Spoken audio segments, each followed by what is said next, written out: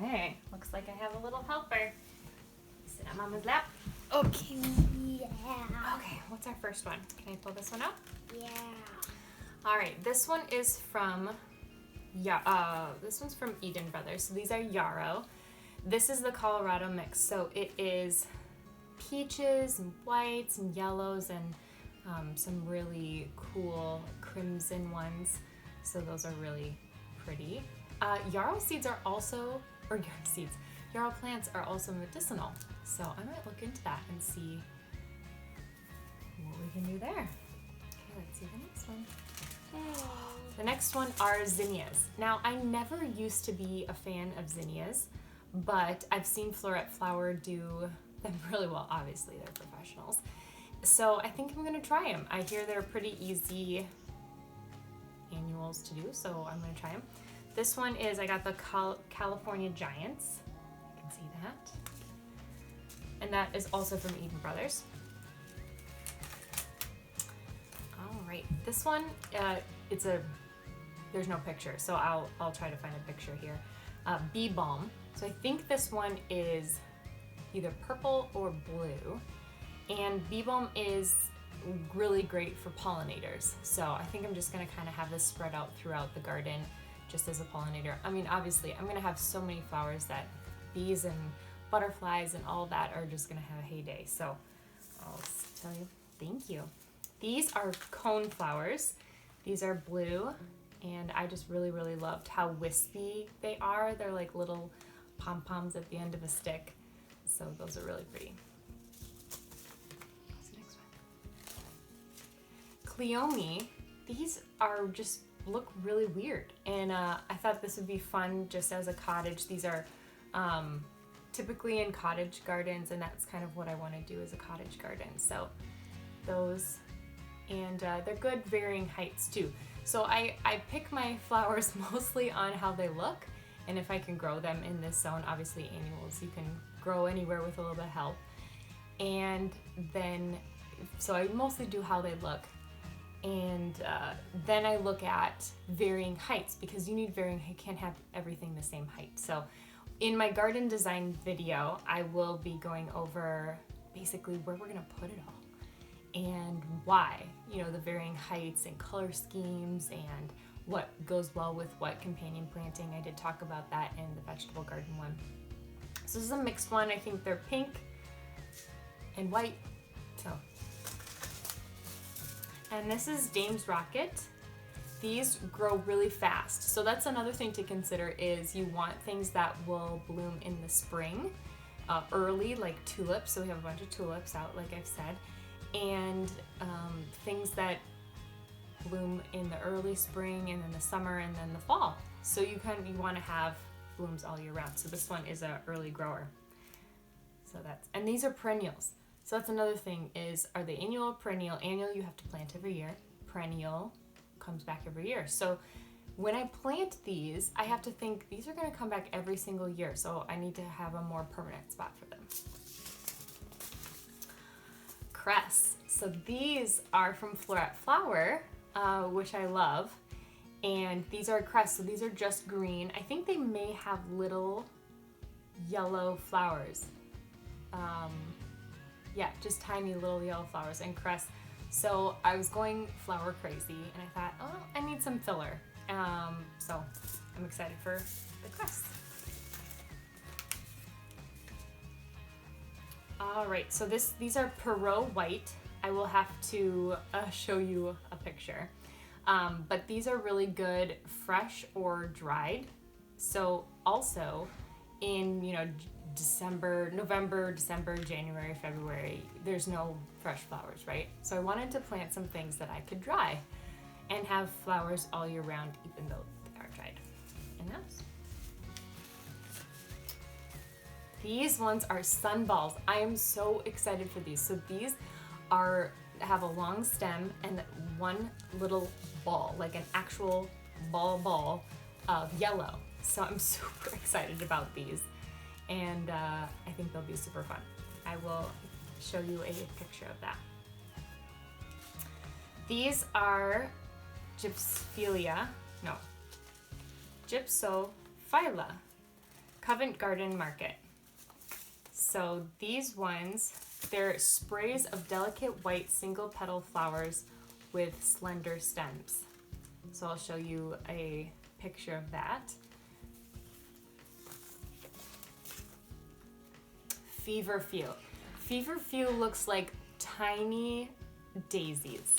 And I'm super excited about this one because daisies were my grandmother's favorite flower. We are gonna set up a memorial garden for her on our place, and I'm really excited for you guys to come along and be a part of that.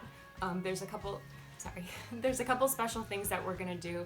I'm gonna plant some daisies there, and then feverfew, I think I'll either plant in the memorial garden as well, or I might just sprinkle them around the rest of the gardens just as a reminder too. So, and I believe these are really good dried. They're really good dried too.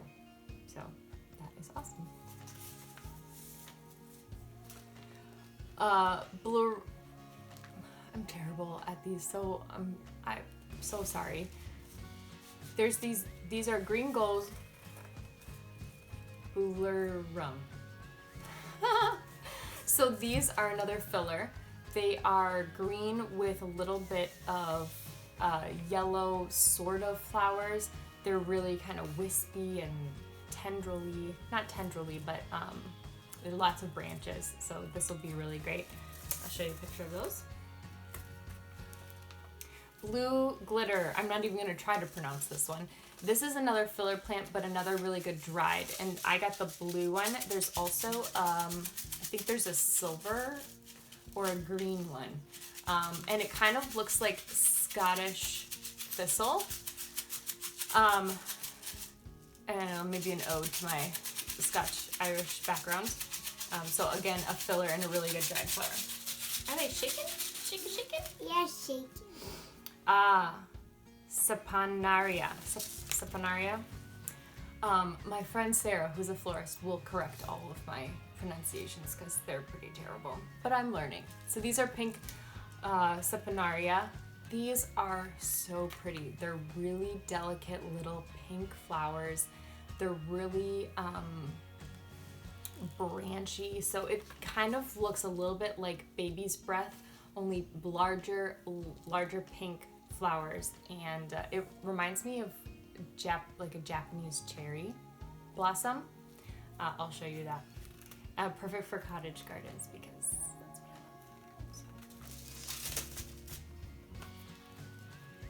I love. Amoebium. These ones.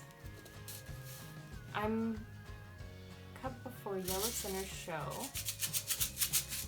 Oh, these ones again are sort of like a little daisy, and winged everlasting, sort of like a little daisy. I'll show you a picture of these. I believe they're white, and it says they can be dyed, and they're shorter. So that's the thing, is you want varied heights. A lot of these ones are pretty big, and these grow to a height of 20 to 26 inches. So they're pretty small and really good to give just height differentiation. Bells of Ireland. I believe I have two mixes of this. One from Florette, which is really exciting, and then one from the Johnny Selected Seeds, which Florette actually recommends for like their just supplies. It's actually in their book. Oh, can you keep that one? These are tall, bell-like green flowers or leaves. They're just so textural and really interesting. So I'm excited to see these, and the blooms last a long time in vases, and I believe they can also be dried. It might take a little bit of TLC to dry them, but I believe they can be dried as well.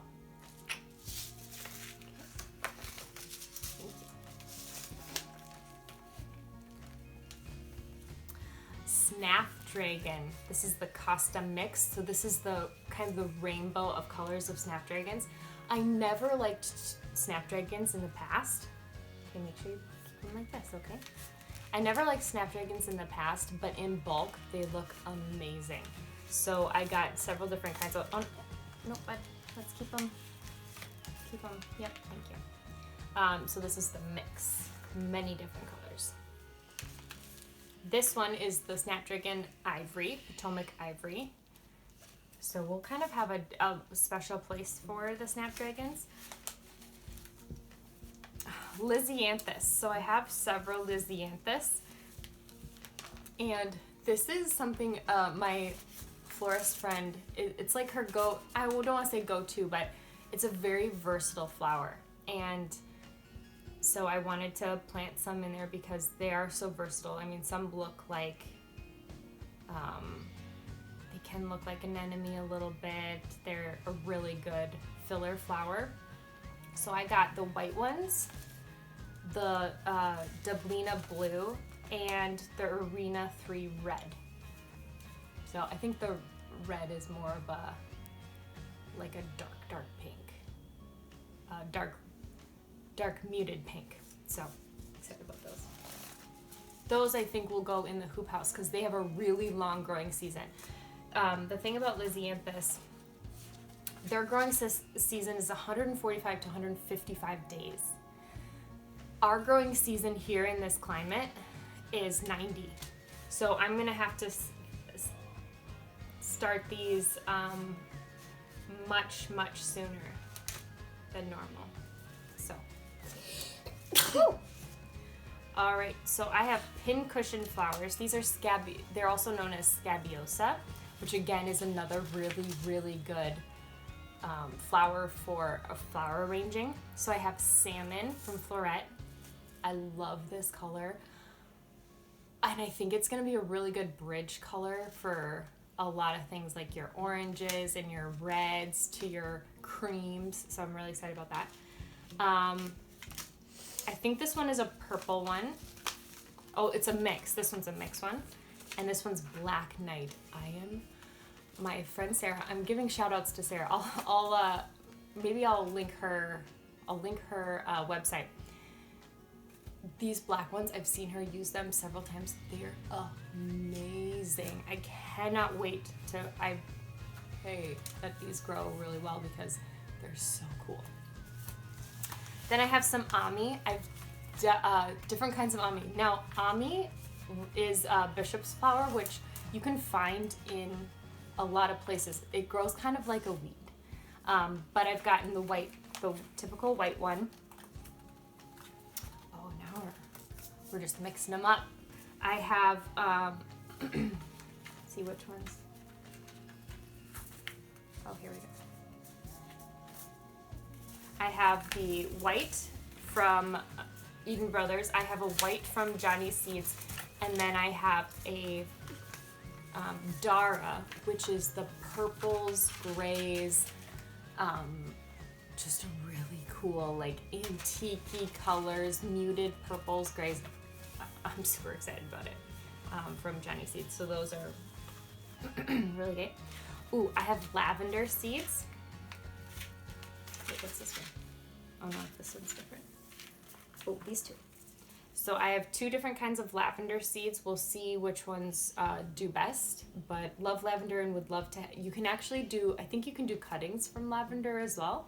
So I'm gonna start with seeds and let them grow big. These are also perennials, so you wanna make sure that you know where you're gonna plant them and keep them there for a while. They grow pretty bushy, so plant it where you have a little bit of room. Also, lavender is really good for, I know I talked about this in the vegetable garden one, lavender is really good for deterring insects and pests. So lavender next to your roses is really good to deter aphids. So I'm gonna plant lavender throughout the garden just for that purpose too. And they smell amazing. All right, what else we got? I didn't have it. Okay, can I see this one? Okay, let's see what this one is. Sweet peas. Sweet peas, so fun. I hear they're a little bit of work because they grow like 7 feet tall. So you need a trellis for sure, or some kind of wiring or netting or something like that. These ones I believe these ones are a purple mix. And they're really delicate, wavy like flowers. And they're really pretty. They don't last super long in, cut bouquets and things like that, but it's a high impact flower. Really cool. And then I got the Royal Mix, which I think is just more of the colors, the really kind of rich colors. So I'm excited about that. Stock. Okay. Stock. A good stock flower. Again, my florist friend, she uses stock. We used it in our Mother's Day bouquets last year. I helped her out with Mother's Day bouquets. Keep that one for a second. And they're a good filler flower. I admit I wasn't really a huge fan until I saw them in bulk, and they really look amazing in bulk. I have the Cat's Formula mix, which again is a formula, and then a double white, which obviously is white. So, and they only grow about 2 feet tall, which again, you have that differing variance of height, which is really good. Okay, what's the next one? Okay, these ones are also from Floret. They're Iceland poppies, the sherbet mix. So these are oranges. I think they're kind of creamy, yellow, that kind of thing. So they're very delicate flowers. Poppies are very delicate, like papery petals. And then we have the regular poppies, which they're the same type, but this one is a Shirley poppy in gray. So I noticed when I was doing what I did is I put all of these in a spreadsheet so that I could know. I'll show you that actually. They have a little bit different growing, a little bit different height. But these ones are the gray ones from Floret with the Ami and these. Oh my goodness. And straw flowers. Okay, I don't know where I first realized straw flowers. I must have gotten them in a bouquet or something. They are flowers that are literally basically dried when they grow. It's so weird. So they're kind of crunchy, really vibrant colors, but they're already crunchy. So they're great dried flowers, So this one is the tall mix straw flower. Apricot peach, love. And then what's the last one? Copper red. Oh my goodness, I am so excited for these. And they grow pretty tall, 3 feet. And that's the end of that. So I'll show you pictures, hopefully, of all those, and I'll show you what I did with all of these, because my gosh, getting look at this. A huge pile of seeds, and each of these contain at least 50 seeds.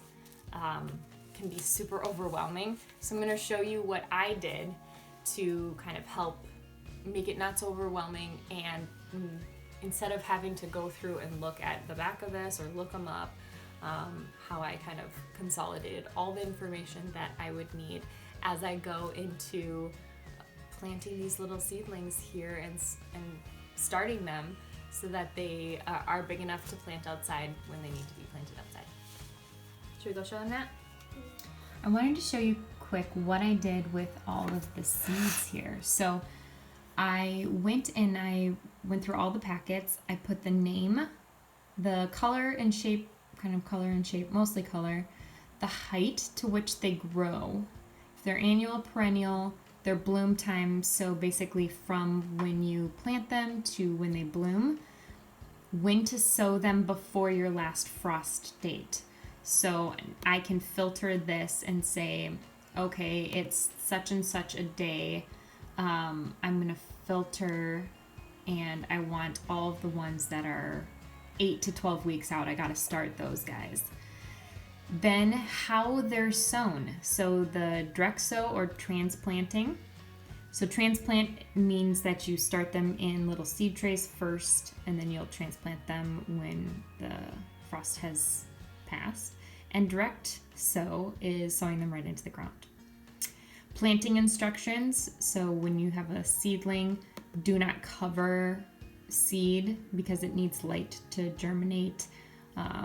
Just anything that kind of trying to pare down the planting instructions, but just to give us a good idea. Germination time, meaning how long from planting the seed to when you see a little sprout.